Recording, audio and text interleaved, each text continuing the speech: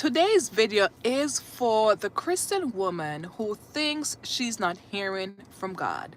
She has a strong desire to hear from God, but she just don't know how.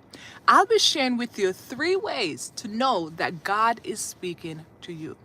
Here's the thing, when you know that God is speaking to you, it builds your confidence. And when you are confident, you take action. And when you take action, you feel productive and you will be successful. This is the power of hearing God's voice. And I want you to start hearing God's voice. So let me share these 3 ways that you know God is speaking to you. Number 1, whatever you hear feels inconvenient. Number 2, you don't want to do it. And number 3, you lack understanding. Proverbs 3 verse 5 to 6 says, don't lean on your own understanding, right? When God speaks to you, it doesn't make sense. When he speaks to you, it doesn't make sense. And let me give you a perfect example. Today at work, I got a call. Hey, Sarika, could you come to XYZ, right? As soon as I closed the door from where I was, I heard a thought. I heard a voice. Bring your calendar with you. I paused and I stopped. I'm like, okay, I heard the voice, but I don't need my calendar. The person who called me don't need my calendar. So I proceeded. Went downstairs, maybe less than a minute, I realized that I need my calendar. The question they asked me is in my calendar. So I went back up the stairs, 2 flights of stairs, for the calendar. And on my way back down, the Lord said to me, what just happened wasn't to show you up. It was to teach you. It was to sharpen you. And that's when it clicks. When God speaks, it doesn't make sense. It doesn't align with your understanding. And another clue is you don't want to do it. Like if you reflect, there are so many times you hear God's voice. It lingers with you, but here's the thing, you don't want to do it. Why? Because it is an inconvenience. It feels like an inconvenience. It's going to take you out of your way, out of your norm. But here's the thing. If you pursue a thought or an idea that feels like an inconvenience, that doesn't make sense to you, and you don't want to do it, you are going to realize in the end that it was God. I have been experiencing this all week. And the first clue I had was, man, when God asks me to do something, it is so inconvenient. And I say that with respect. I know it's God, but I have been reflecting on how I feel. And I have been reflecting with the Holy Spirit, because he's been training me and empowering me to hear God's voice. And when I do or don't do something, right, I reflect on why I don't want to do it. And it's because it's an inconvenience. Like I have to go out my way. I remember yesterday I was driving out my way, right? I was driving out my yard and I saw this lady with her child. And the thought was, offer her a ride. But then I was looking on the time. I have to be XYZ at a specific time. This is going to put me back. And I was like, I realized it felt like an inconvenience. So once I realized that I felt inconvenient, I paused. I stopped and I was like, hey miss, how far are you going? And she was just going at the end of the driveway. But I realized it was God speaking, because it was something good, but it was an inconvenience. When God speaks to you, you literally have to lay down your plan, your desires, your agenda, your goals, and take on his. But here's the thing, that's a good trade-off, because God says, my ways are higher than your ways. My thoughts are higher than your thoughts. And I have a plan for you, a good plan, to give you an expected end, to give you a hope and a future. So what I'm learning over these past few days is that I need to mortify, I need to sacrifice my convenience.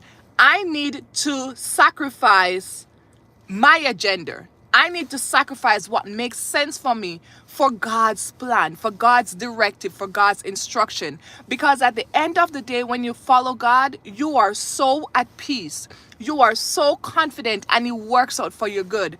I remember yesterday I went to a different city and I needed something and I wanted to stay and get it. I didn't want to go back home without getting it.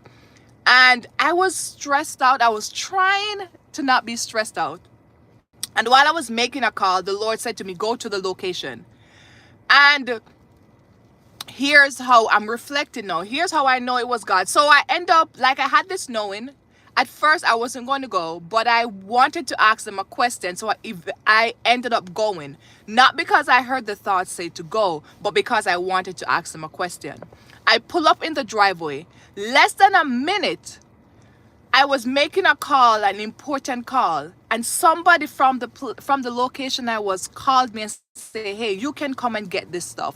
Whatever you are waiting on, it hasn't arrived, but we will advance you. Come and get it. And I realized that I almost missed God because it didn't make sense. And then he reminded me of Proverbs 3 verse 5 to 6 where it says, lean unto my own understanding. Lean not unto your own understanding. Your own understanding makes sense. God's instruction, God's way of thinking in the moment doesn't make sense. But the aftermath, when you do it, it will start to click. It will start to make sense. So you got to be willing to lay down what makes sense for you and pick up the knowing, the thought, the idea that you have. And here's the thing. I am learning that we do hear God's voice. And deep down our spirit know.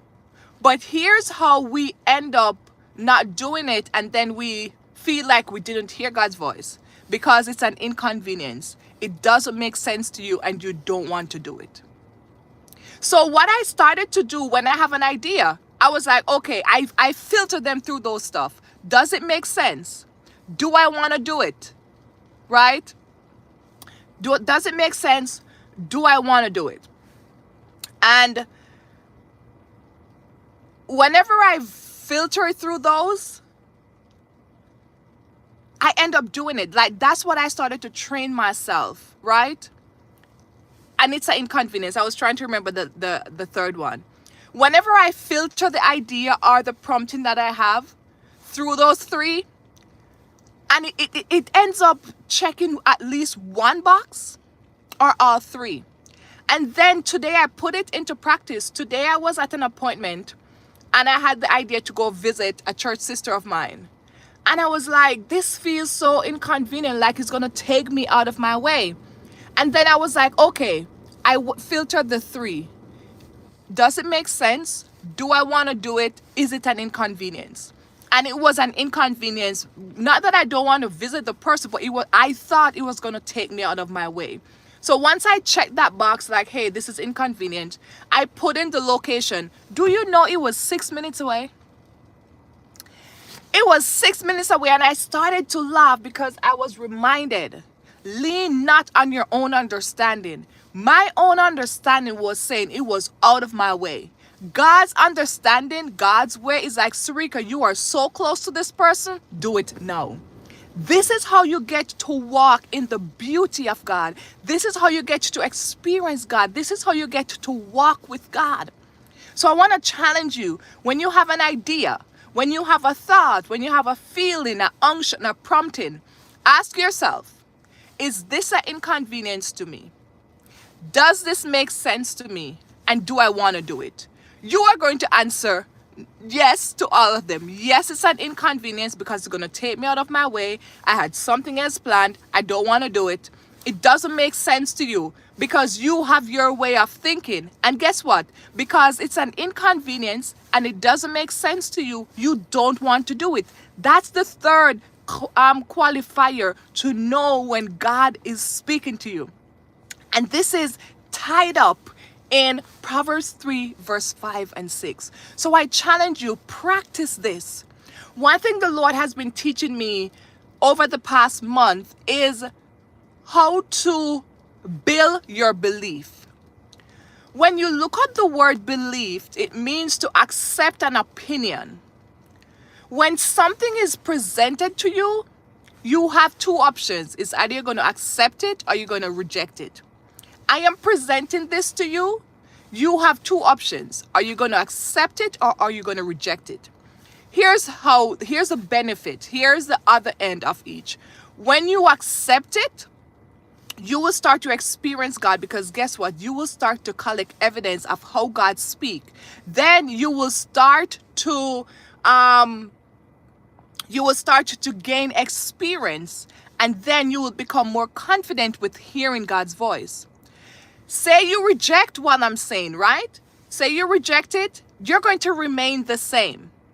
You're going to remain as someone who isn't hearing God's voice, someone who wants to hear God's voice but doesn't know how to hear God's voice, and you will become miserable. These are the two sides of the coin, and I'm learning that in order for you to grow, in order for you to have a new belief, you have to accept something new. So my question to you, will you accept this new teaching, this revelation?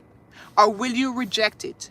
Do you want to start hearing God's voice and walk in the peace of hearing God's voice and have the assurance that you do hear God's voice? It isn't just the pastor, it isn't just the prophetess or the prophet. You too can hear God's voice. If that's your desire, if that's the life you want to live, if that's the experience you want to have, accept what I'm saying to you.